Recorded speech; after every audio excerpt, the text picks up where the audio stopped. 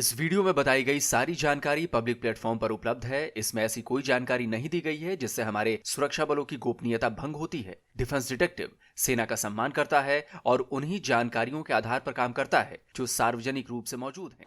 आसमान काले धुएं से ढका है, हर तरफ तबाही और बर्बादी का मंजर है। कहीं लोग सड़कों पर उतरकर प्रोटेस्ट कर रहे हैं तो कहीं हथियारों से लैस सिक्योरिटी फोर्सेस मुस्तैद है। ये बवाल और हंगामे की जो तस्वीरें हैं वो फ्रांस की एक कॉलोनी की है। नमस्कार दोस्तों, डिफेंस डिटेक्टिव के एक और नए एपिसोड में आप सभी का स्वागत है। मैं हूं आलू। दोस्तों, आज के इस वीडियो में मैं आपको बताऊंगा कि ये बवाल कहां और क्यों हो रहा है, इस विरोध प्रदर्शन के पीछे की असल वजह क्या है और कैसे इसे कुचलने की कोशिशें की जा रही हैं। यह भी बताऊंगा कि डेमोक्रेसी की बात करने वाला फ्रांस जैसा देश आज 21वीं सदी में भी अपने कॉलोनियलिज्म यानी उपनिवेशवाद पर आंखें क्यों बंद कर लेता है। ये तस्वीरें किसी लड़ाई के मैदान की नहीं हैं, लेकिन यहाँ लड़ाई से कम के हालात भी नहीं हैं। ये मंजर बड़ी तबाही की तरफ इशारा कर रहा है। ये बवाल फ्रांस में हो रहा है, लेकिन आप जानकर हैरान रह जाएंगे कि ये जिस जगह बवाल हो रहा है वो फ्रांस के मेनलैंड से 16,000 किलोमीटर से भी ज़्यादा दूर है। इस जगह का नाम है new Caledonia. New Caledonia Australia के पास कोरल सी और साउथ पैसिफिक ओशन के बीच पड़ता है। 18,575 स्क्वायर किलोमीटर और 3 प्रोविंस में बटा ये आइलैंड 24 सितंबर 1853 से ही फ्रांस की कॉलोनी है और आज यही आइलैंड विद्रोह की आग में जल रहा है। वैसे तो पहले भी यहां प्रोटेस्ट होते रहे हैं, लेकिन इस बार बात ना केवल बड़ी है बल्कि गंभीर भी है। न्यू कैलेडोनिया में पिछले 4 दिनों से भयंकर दंगा हो रहा है। कई इलाकों में तो हालात कंट्रोल से बाहर हो चुके हैं। लोग सड़कों पर उतर आए, शोरूम, दुकानों और गाड़ियों का निशाना बनाया गया। पुलिस और प्रदर्शनकारियों के बीच भी भिड़ंत होने लगी। इन 4 दिनों में अब तक 4 लोगों की मौत की पुष्टि हो चुकी है। फ्रांस ने हालात को कंट्रोल में लाने के लिए स्टेट इमरजेंसी का ऐलान कर दिया है। पहले इस टेरिटरी में केवल 1700 पुलिसकर्मी थे, लेकिन इतने बड़े पैमाने पर हो रहे बवाल से निपटना अब उनके बस का नहीं था। इसलिए फ्रांस ने पुलिस ऑफिसर्स के साथ साथ सिविल गार्ड्स और सेलर फायर फाइटर्स को मार्शले के पास के मिलिट्री एयरबेस से न्यू कैलेडोनिया के लिए रवाना किया है। इतना ही नहीं, फ्रांस की गवर्नमेंट ने न्यू कैलेडोनिया में उठी बगावत की इस आग को काबू करने के लिए स्पेशल फोर्सेस के कमांडोज भी भेज दिए हैं।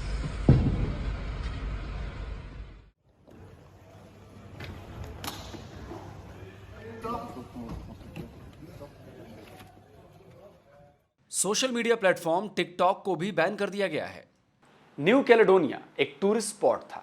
ऑस्ट्रेलिया, न्यूजीलैंड और इसके आसपास के जो भी देश हैं वहाँ से लोग यहाँ पर घूमने आते थे। यहाँ की नेचुरल ब्यूटी है वो लोगों को अपनी तरफ खींचती थी। साल 2023 में 1,25,000 टूरिस्ट यहाँ पहुँचे थे, लेकिन आज ये टूरिस्ट स्पॉट एक टेरर स्पॉट में बदल गया है। सबसे ज्यादा दंगे की चपेट में आया न्यू कैलेडोनिया की राजधानी नोमेया। इसके बाद यहां कर्फ्यू लगा दिया गया और आइलैंड के इकलौते इंटरनेशनल एयरपोर्ट को बंद कर दिया गया। आइलैंड पर आए सैकड़ों टूरिस्ट दंगों, कर्फ्यू और एयरपोर्ट बंद होने की वजह से फंस गए। ऑस्ट्रेलिया ने तो बाकायदा ट्रैवल एडवाइजरी जारी कर दी है। तो हालात बहुत बुरे हो चुके हैं, यानी बिगड़ गया मामला पूरा। भारी पुलिस फोर्स है वहाँ पर, आर्मी और सिविल डिफेंस भी है, उसको भी डिप्लॉय कर दिया गया है। सड़कों पर वक्तरबंद गाड़ियाँ दौड़ रही हैं और प्रोटेस्ट को क्रैकडाउन किया जा रहा है। लेकिन सवाल तो अब भी वही है कि आखिर ये विरोध प्रदर्शन हो क्यों रहा है, क्यों जल रहा है न्यू कैलेडोनिया। इस आंदोलन, इस बवाल की वजह से इतना कुछ बिगड़ने वाला है और इसके पीछे है फ्रांस का नया संविधान सुधार। ले मोंडे की इस खबर को देखिए। MPs approve New Caledonia constitutional reform as second night of violence shakes French territory. यानी न्यू कैलेडोनिया के कॉन्स्टिट्यूशनल रिफॉर्म्स को सांसदों ने पास कर दिया, वहीं फ्रेंच टेरिटरी दूसरी रात भी हिंसा से दहलती रही। 2 अप्रैल को ये रिफॉर्म्स पार्लियामेंट में पास किया गया था और तभी से न्यू कैलेडोनिया की कैपिटल नोमेया में विरोध शुरू हो गया था।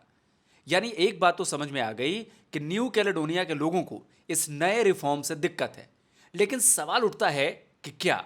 असल में मामला थोड़ा पेचीदा है। फ्रांस इस आइलैंड पर 1853 से ही कब्जा करके बैठा हुआ है, लेकिन यहाँ की जो स्थानीय कनक जनजाति है वो लोग पिछले कई सालों से आज़ादी की मांग कर रहे हैं। हालांकि ऐसा भी नहीं है कि सारे जो लोकल हैं वो फ्रांस से अलग होना चाहते हैं। अब दोनों तरफ से खींचतान चलती रहती है। फ्रांस किसी भी कीमत पर न्यू कैलेडोनिया को छोड़ना नहीं चाहता, इसलिए उसने न्यू कैलेडोनिया के कॉन्स्टिट्यूशन में ऐसे बदलाव किए हैं जिससे स्थानीय लोग भड़क उठे हैं। ये कॉन्स्टिट्यूशन अमेंडमेंट इलेक्टोरल रूल से जुड़ा है। फ्रांस की सरकार इस संशोधन के जरिए उन मूल फ्रेंच लोगों को न्यू कैलेडोनिया में वोटिंग राइट्स देने जा रही है जो लगातार 10 सालों से वहां रह रहे हैं। न्यू कैलेडोनिया की प्रो इंडिपेंडेंस पार्टीज इसी का विरोध कर रही हैं। उन्हें इस बात का डर है कि फ्रांस इसके जरिए डेमोग्राफिकल चेंज करने की कोशिश कर रहा है। उनका डर वाजिब भी है क्योंकि संविधान संशोधन में तकरीबन 25,000 फ्रांसीसी लोगों को न्यू कैलेडोनिया में वोटिंग राइट्स मिल जाएंगे। असल में यह पूरा मामला नुमेया अकॉर्ड से जुड़ा है। 1980 में न्यू कैलेडोनिया में आज़ादी के समर्थकों ने जबरदस्त आंदोलन छेड़ दिया था। 1984 में हुए रीजनल इलेक्शंस में कनक एंड सोशलिस्ट लिबरेशन फ्रंट का तेजी से उभार हुआ। इसने आज़ादी के आंदोलन को और तेज कर दिया, लेकिन फ्रांस की सरकार किसी न किसी तरह इसे दबाती रही। फिर 1988 में कुछ ऐसा हुआ जिसने फ्रांस की सरकार के होश उड़ा दिए। सेपरेटिस्ट कनक आदिवासियों ने 23 फ्रांसीसियों को बंधक बना लिया। वो उन्हें एक ऐसी गुफा में ले गए जो बहुत पवित्र मानी जाती थी। बातचीत का कोई नतीजा नहीं निकला तो फ्रांस के एलीट एंटी टेररिस्ट स्क्वाड के 60 कमांडोज ने उस गुफा में ऑपरेशन किया। 7 घंटे के इस ऑपरेशन में 15 कनक आदिवासी मार डाले गए और बंधकों को छुड़ा लिया गया। लेकिन इसके बाद फ्रांस की सरकार को न्यू कैलेडोनिया के लिए अपनी स्ट्रेटजी बदलनी पड़ी। अब बातचीत का दौर शुरू हुआ और इसका नतीजा निकला 10 साल बाद 1998 में, जब फ्रांस की गवर्नमेंट और कनक आदिवासी समुदाय के नेताओं के बीच नुमेया अकॉर्ड साइन हुआ। इसमें स्थानीय समुदाय को कई तरह के अधिकार दिए गए। साथ साथ आज़ादी के लिए रेफरेंडम कराने का भी पॉइंट इसमें जोड़ दिया गया। नुमेया अकॉर्ड के मुताबिक न्यू कैलेडोनिया में आज़ादी के लिए कई रेफरेंडम कराए जाएंगे। पहला रेफरेंडम 2018 में, जबकि दूसरा रेफरेंडम 2021 में हो चुका है।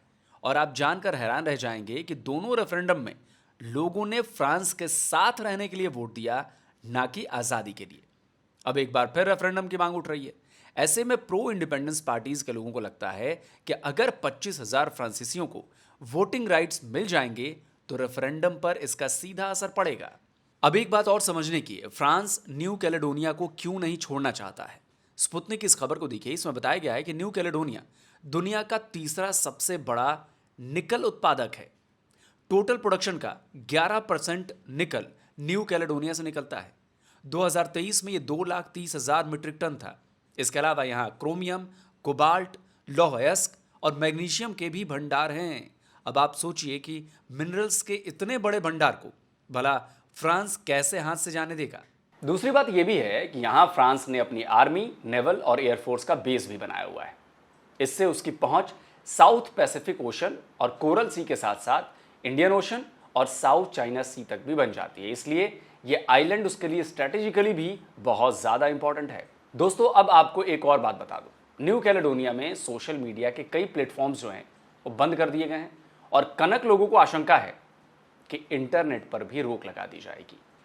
उन्हें मैसिव क्रैकडाउन का डर सता रहा है।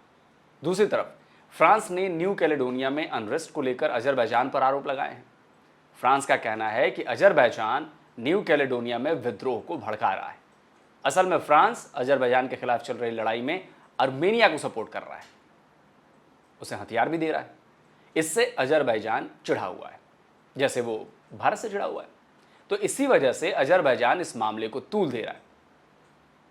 तो जाहिर सी बात है कि आगे ये बात बढ़ेगी। अगर जल्दी ये बात शांत नहीं होती है तो ये आग और ज़्यादा भड़कने वाली है और फ्रांस को मुश्किल होने वाली है इसको डील करने में, क्योंकि फ्रांस के भीतर भी जो अनरेस्ट है, जो इमिग्रेंट्स को लेकर अनरेस्ट है, वो बहुत ज़्यादा बढ़ रहा है उधर भी। और उससे फ्रांस का जो मेन लैंड है वो भी परेशान हो रहा है और अब उसकी कॉलोनी में भी दिक्कतें हो गई हैं, वहाँ भी दंगे हो गए हैं। तो देखते हैं कि फ्रांस कैसे इसको डील करता है। मैंने आपको पूरी जानकारी दे दी कि प्रॉब्लम क्या है, प्रॉब्लम की वजह क्या है, ये सब मैंने आपको बता दिया, जिससे आपकी जानकारी, मुझे लगता है कि आपके पास ऑथेंटिक जानकारी एक पहुंची होगी, जिससे आपका ज्ञानवर्धन होगा। तो दोस्तों, वीडियो कैसा लगा कमेंट करके ज़रूर बताइए। साथ में इसको शेयर करिए, ज़्यादा से ज़्यादा लाइक करिए।